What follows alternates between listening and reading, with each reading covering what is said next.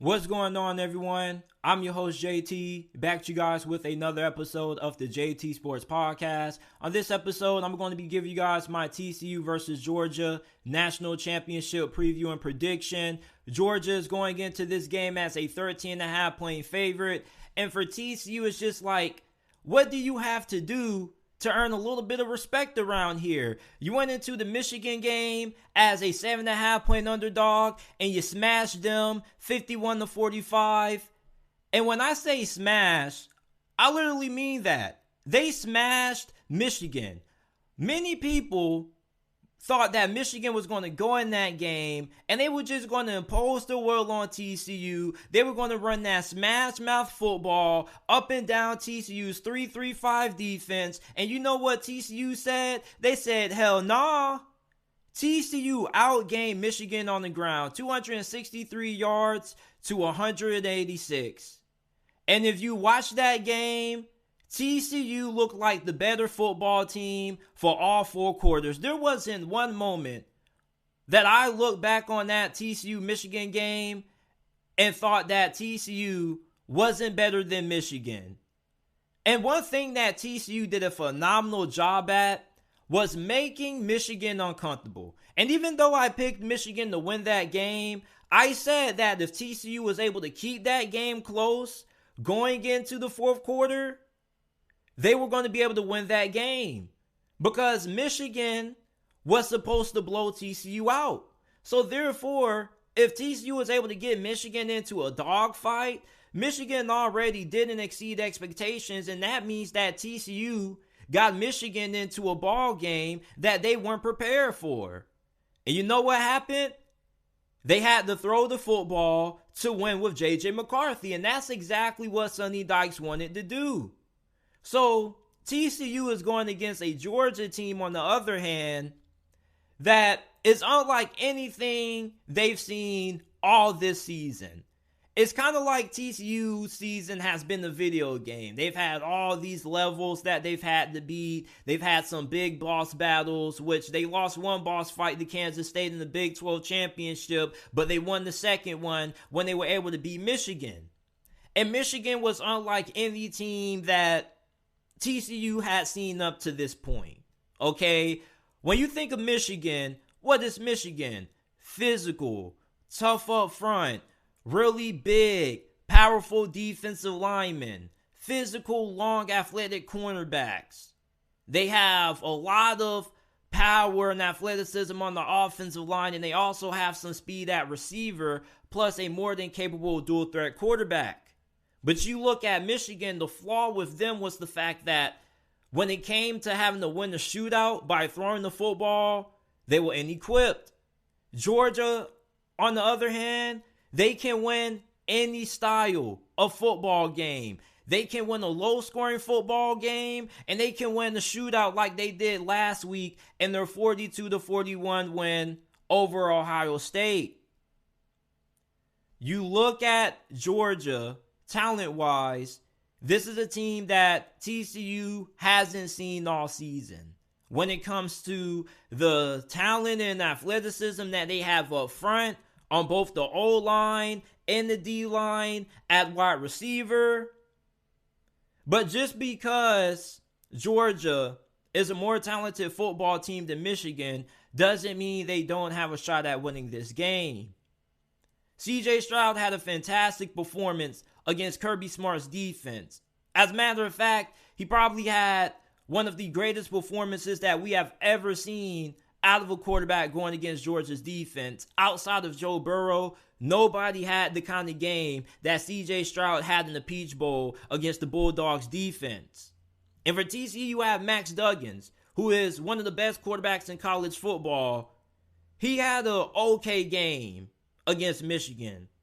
I don't think he had the best game, but he had an okay game. He was a gamer against Michigan. He did what he had to do to get the job done.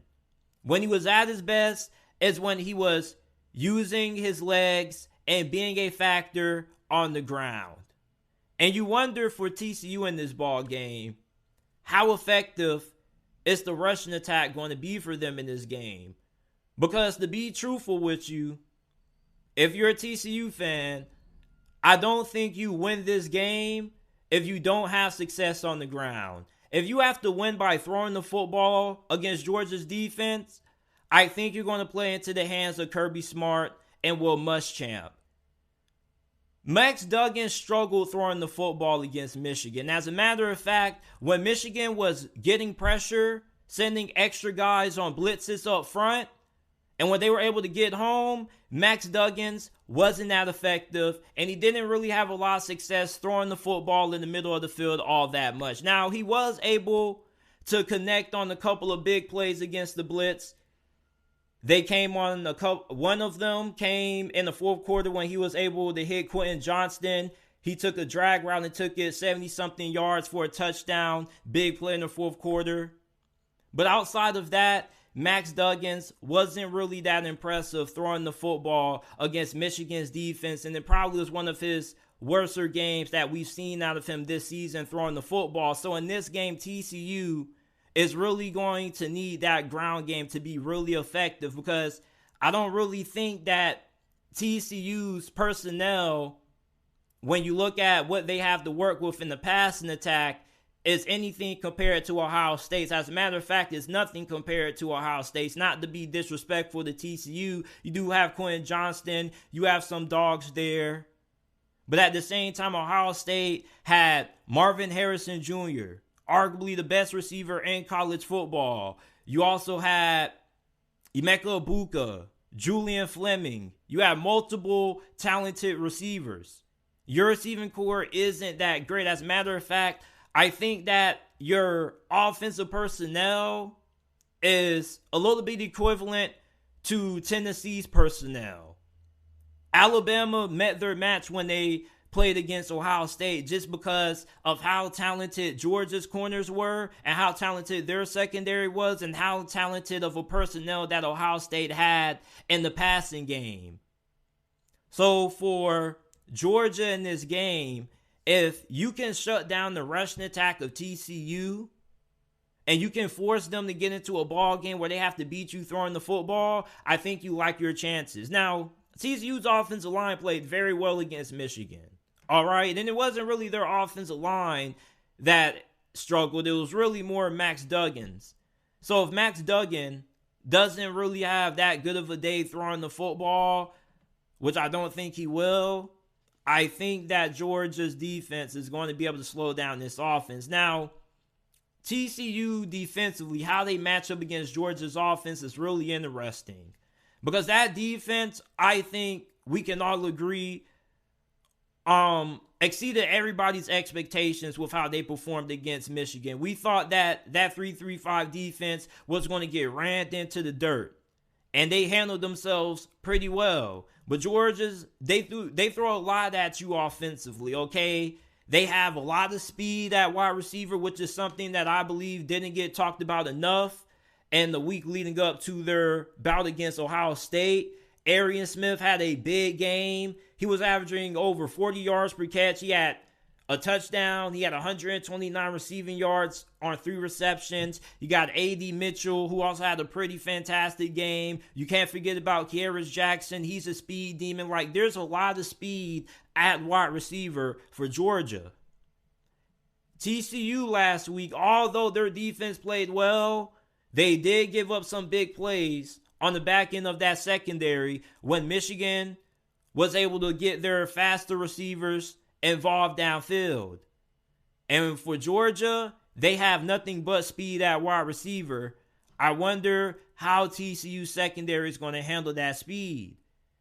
We already know what Brock Bowers brings to the table. The best tight end in college football. What's going to be the status of Darnell Washington? Darnell Washington gives Georgia a lot, especially when it comes to how phenomenal he is as a blocker in the run game. So you definitely wonder if he's going to be able to suit up to play in this game. Now, their defense, okay? Yes, their defense got torched against C.J. Stroud, but most of the time, this defense against, good to average quarterbacks, they play pretty well. For TCU, if you're going to beat Georgia's defense by throwing the football, you need Max Duggan to make some NFL caliber throws. What CJ Stroud did this past, Saturday night, I don't think Max Duggan is going to be able to replicate. And there's nothing against Max Duggan, but it's just that when you play against Kirby Smart's defense, if you just want to shred them, you have to be able to make certain throws. And there are certain throws that Max Duggan wasn't able to make against Michigan that I definitely think that he's not going to be able to make against this Georgia defense, which is faster and they have a better secondary.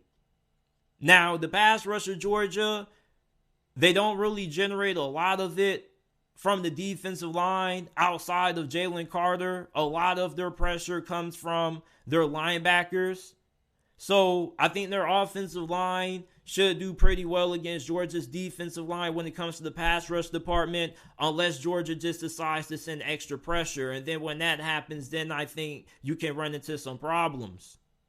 But at the same time, though, you got to think, even though TCU's offensive line played well against Michigan, they haven't seen anything like what Georgia has on the defensive line. I mean, I don't know what the hell Kirby Smart is doing in Athens, Georgia, but these defensive linemen are something different.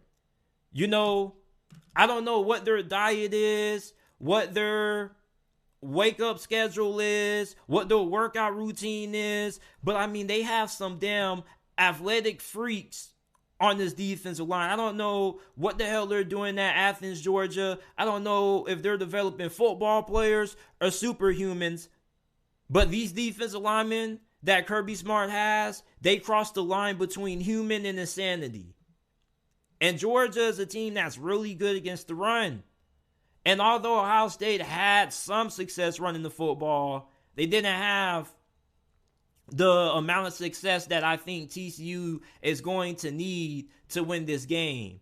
I don't think TCU goes for 200 plus on the ground against Georgia's run defense, especially if you're going to be running a good amount at Jalen Himothy Carter, I should say.